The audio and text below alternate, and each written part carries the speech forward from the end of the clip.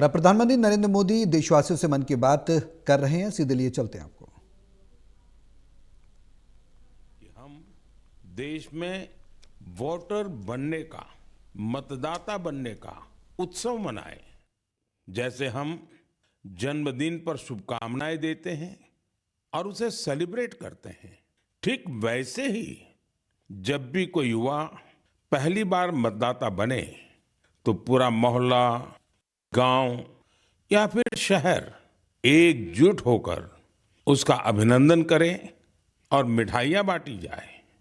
इससे लोगों में वोटिंग के प्रति जागरूकता बढ़ेगी। इसके साथ ही यह भावना और सशक्त होगी कि एक वोटर होना कितना मायने रखता है। साथियों, देश में जो भी लोग चुनावी प्रक्रिया से जुड़े रहते हैं, जो हमारे लोकतंत्र को जीवंत बनाए रखने के लिए जमीनी स्तर पर काम करते हैं, मैं उन सभी की बहुत सराहना करना चाहूंगा। आज मतदाता दिवस पर मैं अपने युवा साथियों से फिर आग्रह करूंगा कि वे 18 साल का होने पर वोटर के रूप में खुद को जरूर रजिस्टर करें। संविधान ने हर नागरिक से जिस कर्तव्य भावना के पालन की अपेक्षा रखी है, इससे वो अपेक्षा भी पूरी होगी और भारत का लोकतंत्र भी मजबूत होगा। मेरे प्यारे देशवासियों, इन दिनों मैं सोशल मीडिया पर एक इंटरेस्टिंग ट्रेंड देख रहा हूं। लोग साल 2016 की अपनी यादों को फिर से ताजा कर रहे हैं। उसी भावना के साथ आज मैं भी आपके साथ अपनी एक मेमोरी को शेयर करना चाहता हूं। 10 साल पहले जनवरी 2016 में हमने एक एम्बिशियस जर्नी की शुरुआत की थी। तब हमें इस बात का एहसास था कि भले ही एक छोटा क्यों न हो, लेकिन ये युवा पीढ़ी के लिए, देश के फ्यूचर के लिए काफी अहम है। तब कुछ लोग ये समझ ही नहीं पाए थे कि आखिर है क्या। साथियों, मैं जिस जर्नी की बात कर रहा हूं वह है स्टार्टअप इंडिया की जर्नी। इस अद्भुत जर्नी के हीरो हमारे युवा साथी हैं। अपने कंफर्ट जोन से बाहर निकलकर उन्होंने जो इनोवेशन किए वो इतिहास में दर्ज हो रहे हैं। साथियों, भारत में आज दुनिया का तीसरा सबसे बड़ा स्टार्टअप इकोसिस्टम बन चुका है। ये स्टार्टअप्स लीग से हटके हैं। आज वे ऐसे सेक्टर्स में काम कर रहे हैं जिनके बारे में 10 साल पहले तक कल्पना भी नहीं की जा सकती थी।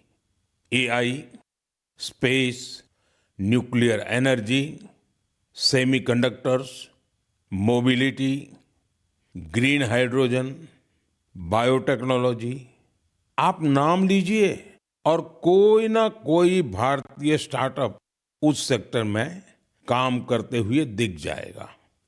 मैं अपने उन सभी युवा साथियों को सैल्यूट करता हूं जो किसी ना किसी स्टार्टअप से जुड़े हैं या फिर अपना स्टार्टअप शुरू करना चाहते हैं।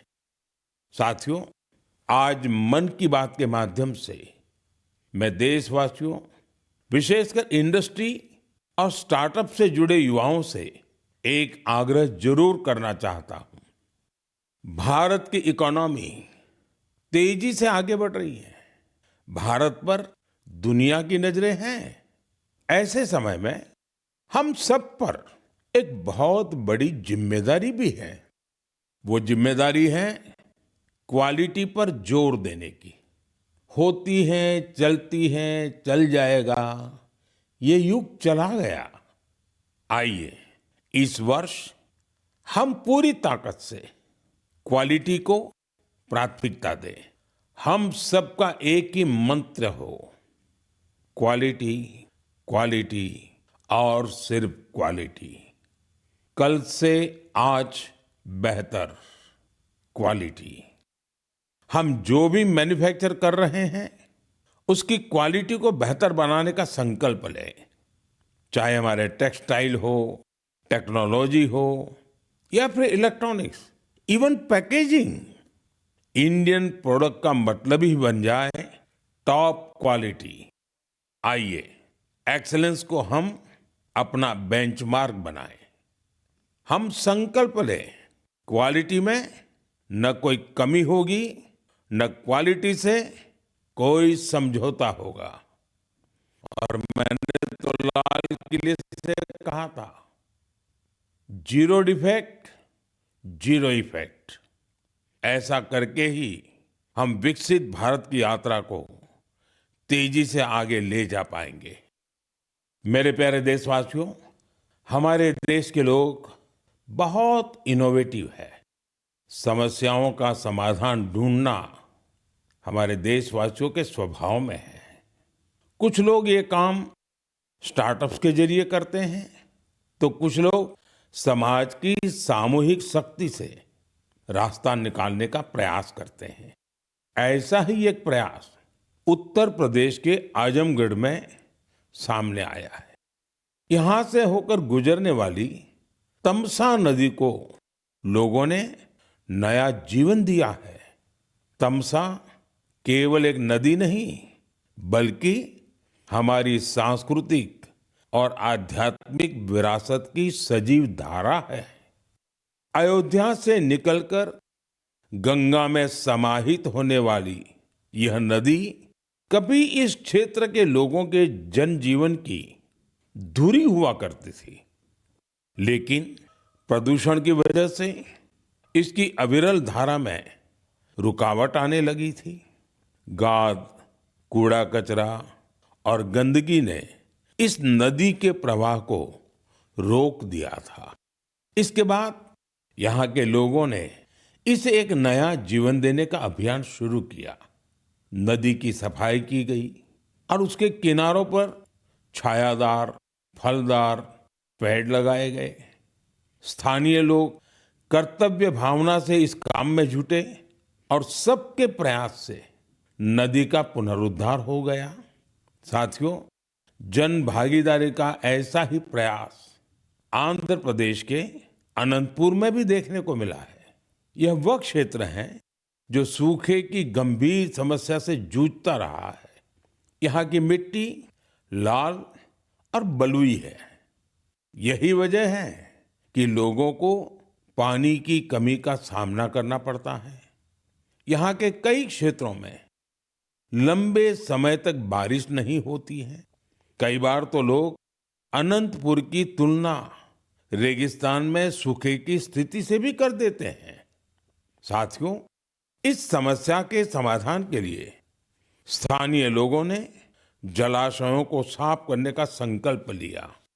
फिर प्रशासन के सहयोग से यहाँ अनंत नीरू संरक्षणम प्रोजेक्ट, इसकी शुरुआत हुई। इस प्रयास के तहत 10 से अधिक जलाशयों को जीवनदान मिला है। उन जलाशयों में अब पानी भरने लगा है। इसके साथ ही 7,000 से अधिक पेड़ भी लगाए गए हैं। यानी अनंतपुर में जल संरक्षण के साथ साथ ग्रीन कवर भी बढ़ा है। यहाँ बच्चे अब तैराकी का आनंद भी ले सकते हैं। एक प्रकार से कहें तो यहाँ का पूरा इकोसिस्टम फिर से निखर उठा है।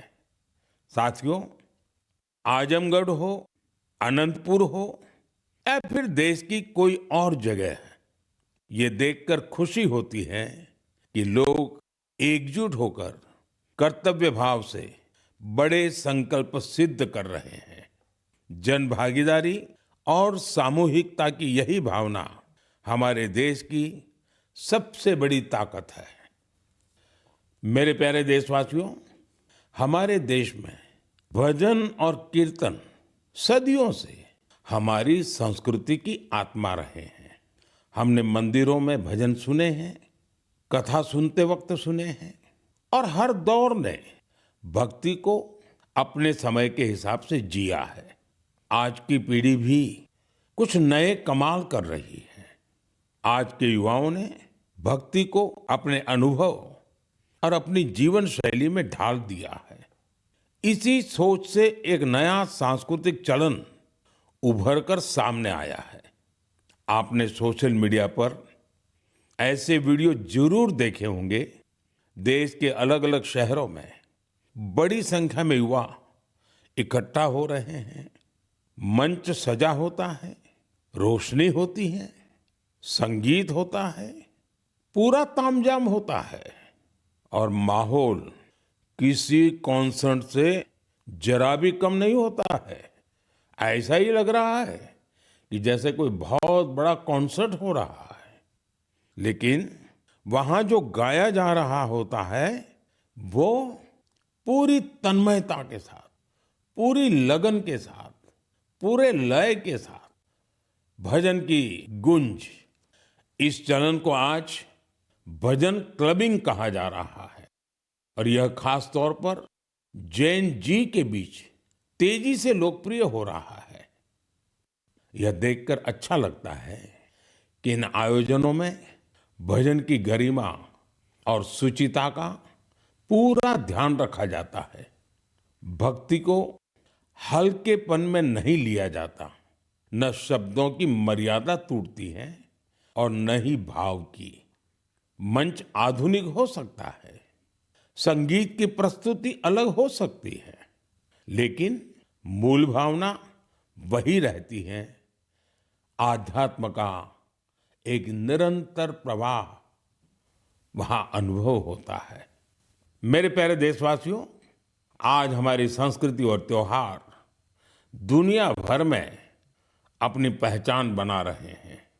दुनिया के हर कोने में भारत के त्योहार बड़े उत्साह और उल्लास के साथ मनाए जाते हैं। हर तरह की कल्चरल वाइब्रेंसी को बनाए रखने में हमारे भारतवंशी भाई बहनों का अहम योगदान है। वो जहां भी हैं वहां अपनी संस्कृति की मूल भावना को संरक्षित कर और उसे आगे बढ़ा रहे हैं। इसको लेकर मलेशिया में भी हमारा भारतीय समुदाय बहुत सराहनीय कार्य कर रहा है। आपको यह जानकर सुखद आश्चर्य होगा कि मलेशिया में 500 से ज्यादा तमिल स्कूल है। इनमें तमिल भाषा की पढ़ाई के साथ ही अन्य विषयों को भी तमिल में पढ़ाया जाता है। इसके अलावा यहाँ तेलुगु और पंजाबी सहित अन्य भारतीय भाषाओं पर भी बहुत फोकस रहता है। साथियों, भारत और मलेशिया के बीच ऐतिहासिक और सांस्कृतिक संबंधों को मजबूत करने में एक सोसाइटी की बड़ी भूमिका है।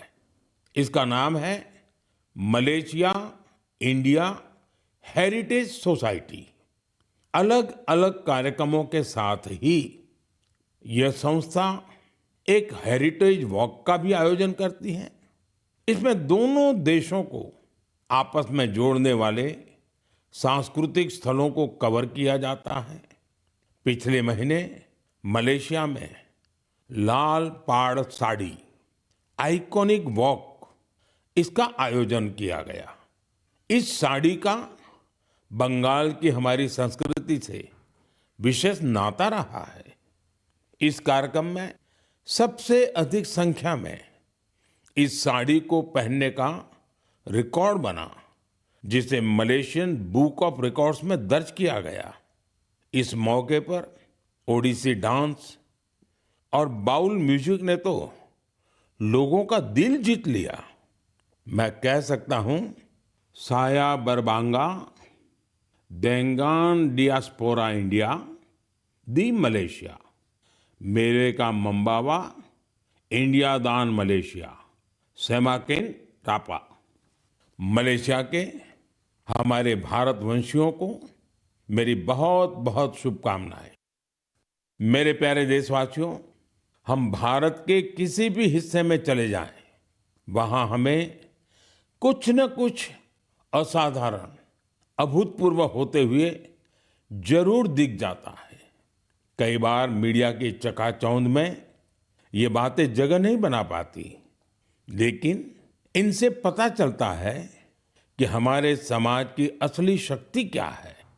इनसे हमारे उन वैल्यू सिस्टम्स की भी झलक मिलती है जिनमें एकजुटता की भावना सर्वोपरि है। गुजरात में बेचरा जी के चंदन की गांव की परंपरा अपने आप में अनूठी है। अगर मैं आपसे कहूं कि यहाँ के लोग, विशेषकर बुजुर्ग, अपने घरों में खाना नहीं बनाते तो आपको हैरत होगी। इसकी वजह गांव का शानदार कम्युनिटी किचन। इस कम्युनिटी किचन में एक साथ पूरे गांव का सबका खाना बनता है और लोग एक साथ बैठकर भोजन करते हैं। बीते 15 वर्षों से यह परंपरा निरंतर चली आ रही है। इतना ही नहीं, यदि कोई व्यक्ति बीमार है तो उसके लिए टिफिन सर्विस भी उपलब्ध है, यानी होम डिलीवरी का भी पूरा इंतजाम है। गांव का ये सामूहिक भोजन लोगों को आनंद से भर देता है। ये पहल न केवल लोगों को आपस में जोड़ती है, बल्कि इससे पारिवारिक भावना को भी बढ़ावा मिलता है। साथियों, भारत की परिवार व्यवस्था, फैमिली सिस्टम हमारी परंपरा का अभिन्न हिस्सा है। दुनिया के कई देशों में इसे बहुत कौतूहल के साथ देखा जाता है। कई देशों में ऐसे फैमिली सिस्टम को लेकर बहुत सम्मान का भाव है। कुछ ही दिन पहले ही मेरे ब्रदर यूएई के राष्ट्रपति महामहिम शेख मोहम्मद बिन जायद अल नाहयान भारत आए थे। उन्होंने मुझे बताया कि यूएई साल 2026 को ईयर ऑफ फैमिली के रूप में मना रहा है। मकसद ये कि वहाँ के लोगों के बीच सौहार्द और सामुदायिक भावना और मजबूत हो। वाकई यह बहुत ही सराहनीय पहल है। साथियों, जब परिवार और समाज की ताकत मिलती है तो हम बड़ी से बड़ी चुनौतियों को परास्त कर सकते हैं। मुझे अनंतनाग के शेखगुंड गांव के बारे में जानकारी मिली है। यहाँ ड्रग्स, तंबाकू, सिगरेट और शराब से जुड़ी चुनौतियां काफी बढ़ गई थी। इन सब को देखकर यहाँ के मीर जाफर जी इतना परेशान हुए कि उन्होंने इस समस्या को दूर करने की ठान ली। उन्होंने गांव के युवाओं से लेकर बुजुर्गों तक सभी को एकजुट किया। उनकी इस पहल का असर कुछ ऐसा रहा कि वहां की दुकानों ने तंबाकू उत्पादों को बेचना ही बंद कर दिया। इस प्रयास से ड्रग्स के खतरों को लेकर भी लोगों में जागरूकता बढ़ी है। साथियों, हमारे देश में ऐसी अनेक संस्थाएं भी हैं जो वर्षों से निस्वार्थ भाव से समाज सेवा में जुटी हैं। जैसे एक संस्था है पश्चिम बंगाल के पूर्व मेदिनीपुर के फरीदपुर में। इसका नाम है विवेकानंद लोक शिक्षा निकेतन। ये संस्था पिछले 4 दशक से बच्चों और बुजुर्गों की देखभाल में जुटी है। गुरुकुल पद्धति की शिक्षा और टीचर्स की ट्रेनिंग के साथ ही ये संस्था समाज कल्याण के कई नेक कार्यों में जुटी है। मेरी कामना है कि निस्वार्थ सेवा का यह भाव देशवासियों के बीच निरंतर और अधिक सशक्त होता रहे। मेरे प्यारे देशवासियों, मन की बात में हम निरंतर स्वच्छता के विषय को उठाते रहे हैं। मुझे ये देखकर गर्व होता है हमारे युवा अपने आसपास की स्वच्छता को लेकर बहुत सजग हैं। अरुणाचल प्रदेश में हुए एक ऐसे ही अनूठे प्रयास के बारे में मुझे जानकारी मिली है।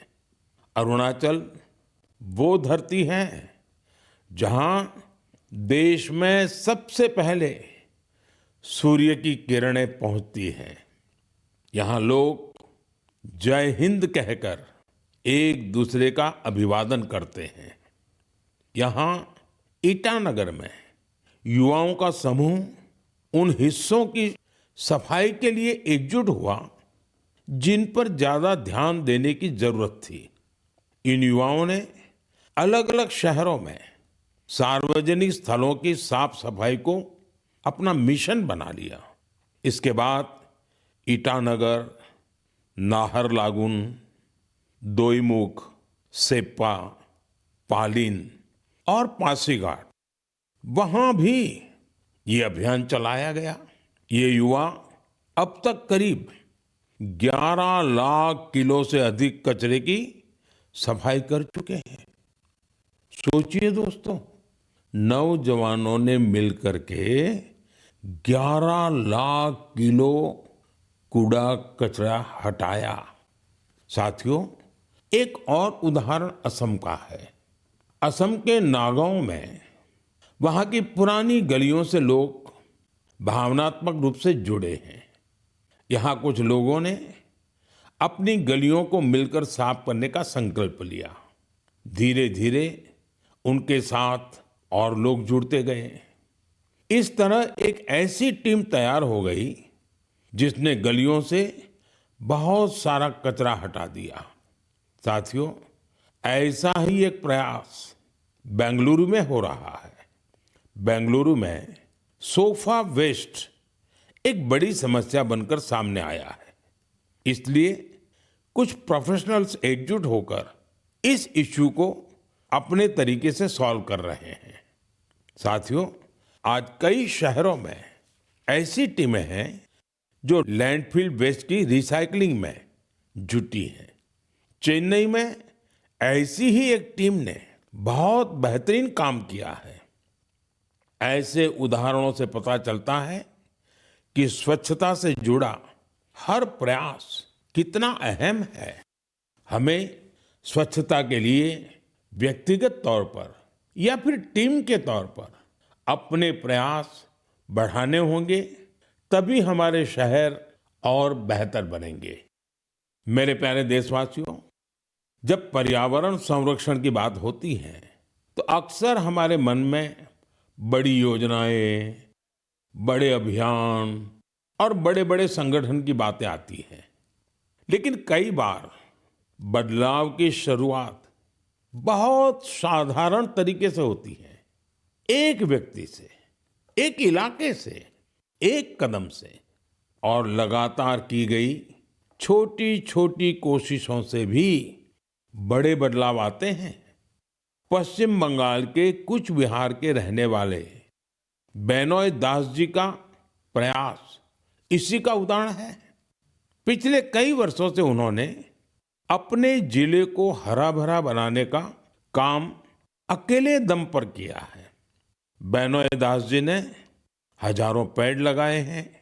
कई बार पौधे खरीदने से लेकर उन्हें लगाने और देखभाल करने के सारा खर्च खुद ने उठाया है। जहां जरूरत पड़ी वहां स्थानीय लोगों, छात्रों और नगर निकायों के साथ मिलकर काम किया। उनके प्रयासों से सड़कों के किनारे हरियाली और बढ़ गई है। साथियों, मध्य प्रदेश में पन्ना जिले के जगदीश प्रसाद आहिरवार जी, उनका प्रयास भी बहुत ही सराहनीय है। वो जंगल में बीट गार्ड के रूप में अपनी सेवाएं देते हैं। एक बार गश्त के दौरान उन्होंने महसूस किया कि जंगल में मौजूद कई औषधीय पौधों की जानकारी कहीं भी व्यवस्थित रूप से दर्ज नहीं है। जगदीश जी ये जानकारी अगली पीढ़ी तक पहुंचाना चाहते थे। इसलिए उन्होंने औषधीय पौधों की पहचान करना और उनका रिकॉर्ड बनाना शुरू किया। उन्होंने 125 से ज्यादा औषधीय पौधों की पहचान की। हर पौधे की तस्वीर, नाम, उपयोग और मिलने के स्थान की जानकारी जुटाई। उनकी जुटाई गई जानकारी को वन विभाग ने संकलित किया और किताब के रूप में प्रकाशित भी किया। इस किताब में दी गई जानकारी अब रिसर्चर, छात्रों और वन अधिकारियों के बहुत काम आ रही है। साथियों, पर्यावरण संरक्षण की यही भावना आज बड़े स्तर पर भी दिखाई दे रही है। इसी सोच के साथ देश भर में एक पेड़ मां के नाम अभियान चलाया जा रहा है। इस अभियान से आज करोड़ों लोग जुड़ चुके हैं। अब तक देश में 200 करोड़ से ज्यादा पेड़ लगाए भी जा चुके हैं। ये बताता है कि पर्यावरण संरक्षण को लेकर अब लोग ज्यादा जागरूक हैं और किसी न किसी रूप में अपना योगदान देना चाहते हैं। मेरे प्यारे देशवासियों, मैं आप सभी की एक और बात के लिए बहुत सराहना करना चाहता हूं। वजह है मिलेट्स, यानी श्री अन्न। मुझे ये देखकर खुशी है कि श्री अन्न के प्रति देश के लोगों का लगाव निरंतर बढ़ रहा है। वैसे तो हमने 2023 को मिलेट ईयर घोषित किया था, लेकिन आज 3 साल बाद भी इसको लेकर देश और दुनिया में जो पैशन और कमिटमेंट है वो बहुत उत्साहित करने वाला है। साथियों, तमिलनाडु के कल्लकुरिची जिले में महिला किसानों का एक समूह प्रेरणा स्रोत बन गया है। यहाँ के पेरिया पालयम मिलेट एफपीसी से लगभग 800 महिला किसान जुड़ी हैं। मिलेट्स की बढ़ती लोकप्रियता को देखते हुए इन महिलाओं ने मिलेट प्रोसेसिंग यूनिट की स्थापना की। अब वो मिलेट से बने उत्पादों को सीधे बाजार तक पहुंचा रही हैं। साथियों, राजस्थान के रामसर में भी किसान श्री अन्न को लेकर इनोवेशन कर रहे हैं। यहाँ के Ramsar organic farmer producer company से 900 से अधिक किसान जुड़े हैं। ये किसान मुख्य रूप से बाजरे की खेती करते हैं। यहाँ बाजरे को प्रोसेस करके रेडी टू ईट लड्डू तैयार किया जाता है। इसकी बाजार में बड़ी मांग है। इतना ही नहीं साथियों, मुझे तो ये जानकर खुशी होती है आजकल कई मंदिर ऐसे हैं जो अपने प्रसाद में सिर्फ मिलेट्स का उपयोग करते हैं। मैं उन मंदिर के सभी व्यवस्थापकों का हृदय से अभिनंदन करता हूं उनकी इस पहल के लिए। साथियों, मिलेट्स श्री अन्न से अन्नदाताओं की कमाई बढ़ने के साथ ही लोगों की हेल्थ में भी सुधार की गारंटी बनता जा रहा है। मिलेट्स पोषण से भरपूर होते हैं, सुपर फूड होते हैं। हमारे देश में सर्दियों का मौसम तो खान पान के लिए बहुत ही अच्छा माना जाता है। ऐसे में इन दिनों हमें श्री अन्न का सेवन जरूर करना चाहिए। मेरे प्यारे देशवासियों, मन की बात में हमें एक बार फिर कई अलग अलग विषयों पर चर्चा करने का अवसर मिला। ये कार्यक्रम हम सभी को अपने देश की उपलब्धियों को महसूस करने और सेलिब्रेट करने का अवसर देता है। फरवरी में ऐसा ही एक और अवसर आ रहा है। अगले महीने इंडिया एआई इम्पैक्ट समिट होने जा रही है। इस समिट में दुनिया भर से, विशेषकर टेक्नोलॉजी के क्षेत्र से जुड़े एक्सपर्ट भारत आएंगे। यह सम्मेलन एआई की दुनिया में भारत की प्रगति और उपलब्धियों को भी सामने लाएगा। मैं इसमें शामिल होने वाले हर किसी का हृदय से अभिनंदन करता हूं। अगले महीने मन की बात में इंडिया एआई इम्पैक्ट समिट पर हम जरूर बात करेंगे।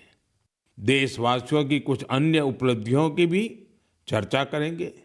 तब तक के लिए मुझे मन की बात में विदा दीजिए। कल के गणतंत्र दिवस के लिए एक बार फिर आप सभी को मेरी बहुत बहुत शुभकामनाएं। धन्यवाद।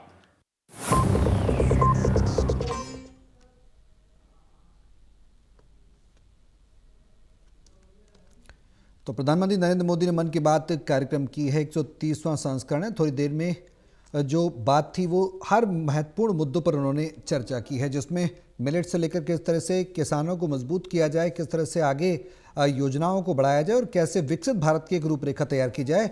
इन तमाम मुद्दों पर प्रधानमंत्री नरेंद्र मोदी ने मन की बात कार्यक्रम में चर्चा की है और आगे भी उन्होंने कहा कि देश को कैसे किस दिशा में हमें आगे लेकर जाना है, इसको लेकर अगले महीने फिर वो पूरी रूपरेखा तैयार करेंगे और कुछ महत्वपूर्ण मुद्दों को उसमें शामिल करेंगे। साथ ही एआई जो है, एआई की तकनीक पर भी उन्होंने जोर दिया कि कहा कि भारत एआई हब बनने की ओर विकसित है, अग्रसर है।